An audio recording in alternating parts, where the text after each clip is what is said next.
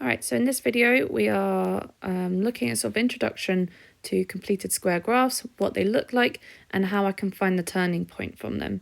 This is just to give us sort of an idea as to where the sort of quick method for finding the turning point comes from. So to start off with, let's look at our y equals x squared graph, and then below I've got 4 copies of it just to show what happens when we make little changes and how that shifts and moves the graph about.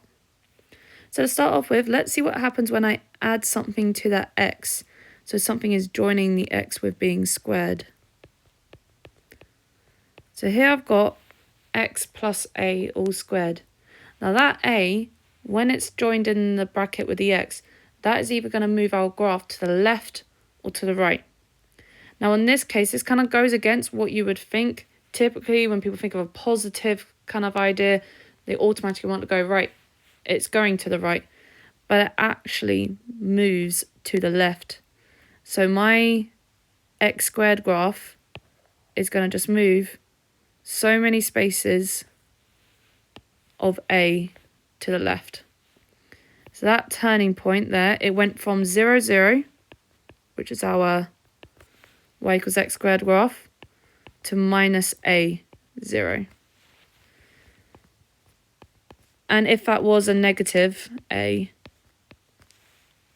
similar idea, but this time it's going to the right. So it'll go to the right so many a spaces along. So that'll be a, 0. What if this time we have something getting added on the end? So I'm going to have x squared plus b.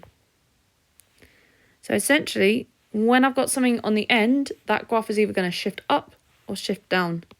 And this time it does move in the motion you expect. When it's a plus b, that is going to go up b spaces. So that turning point went from 0, 0 to 0, b.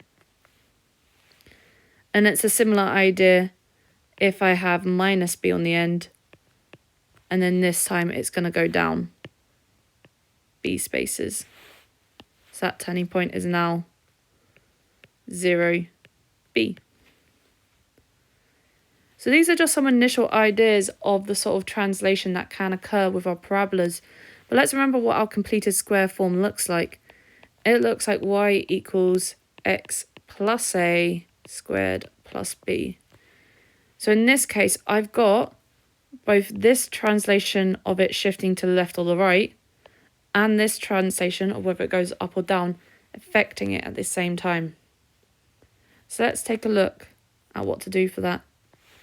So I've got here my statement already written out. A graph of the equation y equals x plus a all squared plus b has a turning point of ... And let's take a look as what happens. So to start off with, let's just remind ourselves this all initially stems from that y equals x squared. So I've got my y equals x squared graph. Then the next thing that kind of affects it,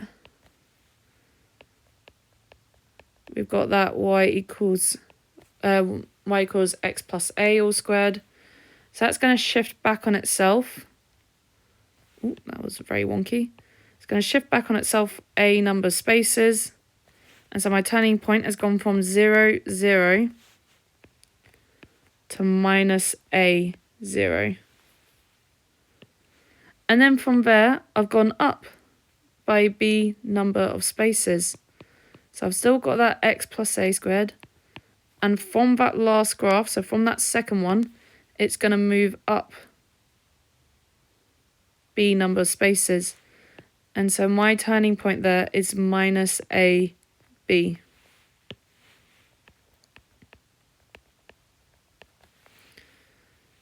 So that is where I can get this sort of idea of in general. So I don't have to always draw it out. I can just look, and I know my x coordinate is going to be the negative, or the opposite of whether it's positive or negative. My x coordinate will be that based on that, and my y coordinate is going to be based on that bit on the outside. So in the next video, I'm going to show how to sketch a complete graph and how to identify what the values inside the equation are going to be when you are given a graph. Let me know if you have any issues or any questions, and good luck with the work.